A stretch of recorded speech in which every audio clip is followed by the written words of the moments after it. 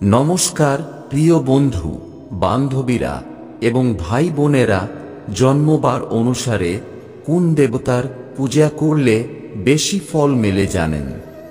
এখন জেনে নিন, যেদিন জন্মেছেন সেই মতে কোনো দেবতার পূজা করা উচিত। 1. রবিবার।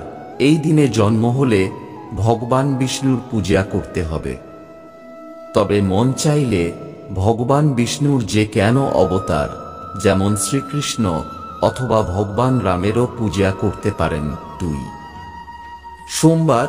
এই দিনটি হল দেবাদিদেবের, তাই যদি শ্যামবার জন্ম হয়ে থাকে তাহলে ভগবান শিবের আরাধনা করতে ভুলবেন না যেন। 3. মঙ্গলবার। এই দিন আরাধনা করতে হবে হনুমানজির।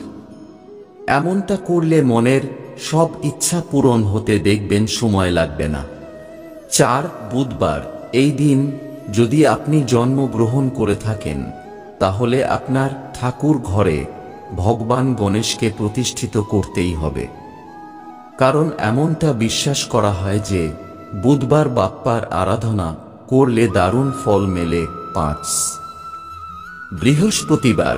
শ্যামবারের মতে সপ্তাহের এই দিনটিও ভগবান শিবের, তাই বৃহস্পতিবার যারা জন্মগ্রহণ করেছেন তারা যদি নিয়মিত সর্বশক্তিমানের আরাধনা করেন তাহলে দেখবেন মনের সব ইচ্ছা পূরণ হতে সময় লাগবে না।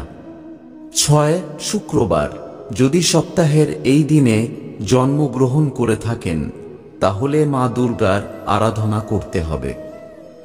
ইচ্ছা হলে মায়ের যে কেন রূপেরও পূজা করতে পারেন। 7. শনিবার।